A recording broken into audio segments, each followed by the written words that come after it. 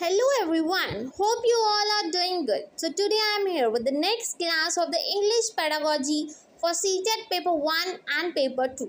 ये mostly repeat हुए questions है जो मैं आपके लिए लेके आई हूँ इंग्लिश के, ताकि साइड बाय साइड आपके कॉन्सेप्ट्स भी क्लियर होते रहें और आपको क्वेश्चन भी पता लग जाए कि कैसे क्वेश्चंस आते हैं. क्वेश्चन के साथ ही मैं आपको एक्सप्लेन कर दूंगी कि एक्चुअल में इसका मीनिंग क्या है. So let's start with the first question.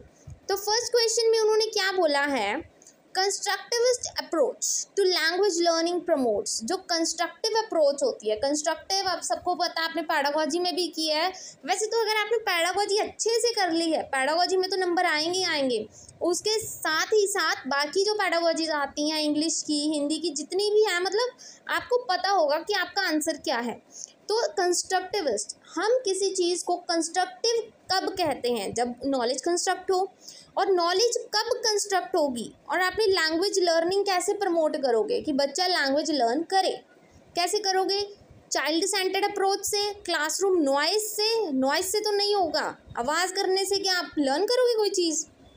Teacher centred नहीं होनी चाहिए.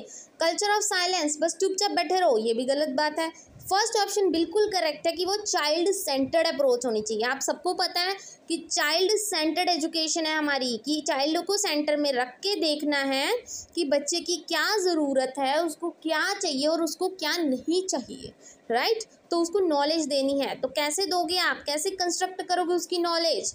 चाइल्ड सेंटर्ड अप्रोच यूज़ करके. Now next comes to the second question. Silent reading promotes mastery over. Silent reading आप सबको पता है क्या होती है.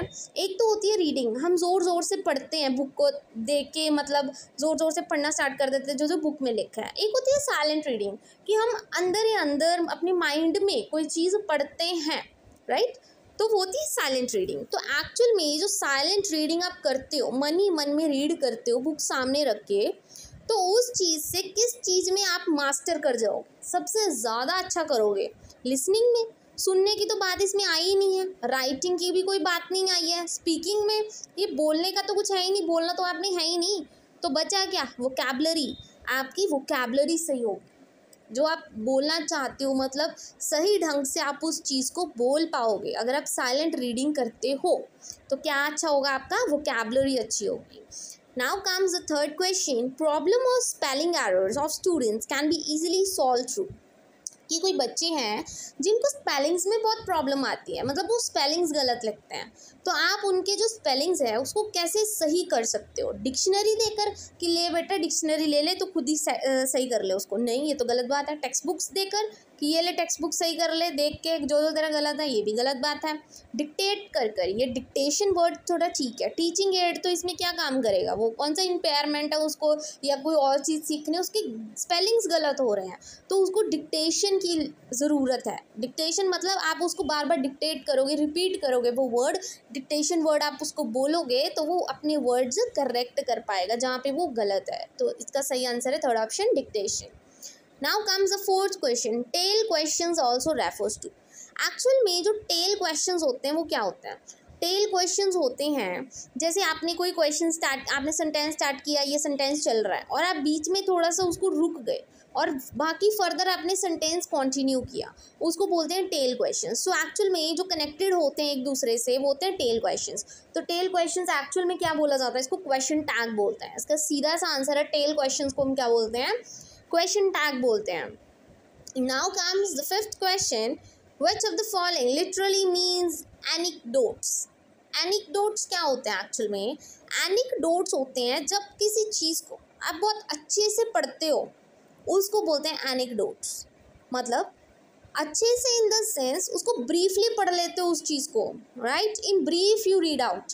डिटेल्ड इन्फॉर्मेशन आपको नहीं चाहिए, ब्रीफ इन्फॉर्मेशन भी आपको नहीं चाहिए, कलेक्शन भी नहीं चाहिए एविडेंस की, आपको ब्रीफ इवेंट्स और एपिसोड्स चाहिए. मतलब थोड़ी थोड़ी बातें आपको पता होनी चाहिए, ब्रीफ इवेंट्स होने चाहिए.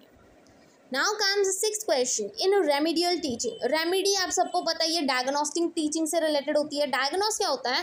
कि किसी बच्चे के एरर्स को देखना और उसको सही करना, वो थी डायग्नोस्टिक. उसके ही हम क्या बोलते हैं? रेमेडियल टीचिंग बोलते हैं. रेमेडी का मतलब ही होता है किसी की हेल्प करना. ओके, तो इसमें क्या है? Teaching is carried out continuously. Teaching and testing is carried out. Remedial teaching में क्या होता है? Teaching of different topics. ये सब क्या है? गलत है, राइट। सही ऑप्शन क्या है? फोर्थ वाला, क्योंकि रेमेडी आपने उसको हेल्प प्रोवाइड करनी। कैसे करोगे? टीच करके, उसको टेस्ट करके, रीटीच करके, जहाँ पे उसकी गड़बड़ हो रही है फिर से उसको रीटीच करो, वो होती है remedial teaching. Now comes 7th question. A mental clock means, actual में it's not clock, it's block, BLOCK, block, right. Mental block को हम क्या बोलते हैं? मेंटल ब्लॉक का मतलब क्या होता है? दिमाग बिल्कुल ही बंद हो चुका है, ये होता है मेंटल ब्लॉक। क्यों? लैक ऑफ इंटरेस्ट, आपका इंटरेस्ट नहीं है। जब आपका किसी चीज़ में इंटरेस्ट ही नहीं है तो उसका माइंड ब्लॉक होने का तो बात ही नहीं आई उसमें। जब इंटरेस्ट नहीं है, आप उस काम को ही नहीं करोगे, तो मेंटल ब्लॉक का क्या मतलब है? लैक ऑफ अपॉर्चुनिटीज़, ये हो सकता है कि आपके पास अपॉर्चुनिटीज़ नहीं है, आप उस चीज़ को करना चाहते हो बट आपके पास वो अपॉर्चुनिटी नहीं है, उस टाइम आपका दिमाग बंद हो जाता है कि आपने करना क्या है, अब क्या करूँ क्या ना करूँ, right. Learning disability, no, all of these no. इसका सही आंसर है लैक ऑफ अपॉर्चुनिटीज़, क्योंकि मेंटल ब्लॉक का मतलब ये होता है जब आपको सही से अपॉर्चुनिटी नहीं मिलती बट आप अंदर से कुछ करना चाहते हो, वो होता है mental block. Now comes note taking is done. जो नोट टेकिंग होता है, नोट मेकिंग, नोट टेकिंग, आप सबको पता है, ये वर्ड्स तो कॉमन है आपके लिए। तो ये क्यों किया जाता है? It's done. राइटिंग एन ऐसे, ऐसे लिखना है? नहीं। Extensive work? No. Reading a review? नहीं। ड्यूरिंग लेक्चर के, जब आपकी टीचर आपको लेक्चर देते हैं तो उस टाइम आप क्या करते हो? आप अपने नोट्स लिखते हो। ये चीज़ मैंने आपको पहले भी बताई थी, नोट टेकिंग का मतलब क्या होता है, राइट। लेक्चर चल रहा है और आप क्या कर रहे हो? वो नोट डाउन कर रहे हो जो आपका टीचर बोल रहा है, छोटी छोटी चीज़ें, वो होता है note taking, right.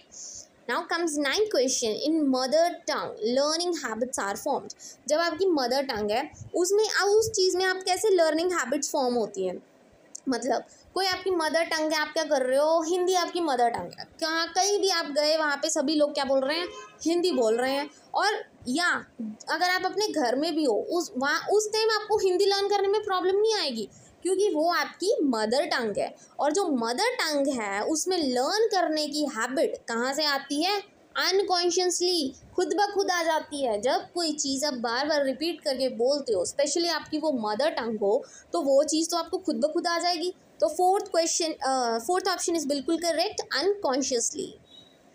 Last question is methods or approaches to be adopted to teach the language are determined by, कि कौन से मेथड और अप्रोच अडॉप्ट करने चाहिए ताकि आप लैंग्वेज को टीच कर सको। The aim of teaching the language, scope of teaching the language, syllabus, none of these. No, इसका सही आंसर है aim of teaching the language.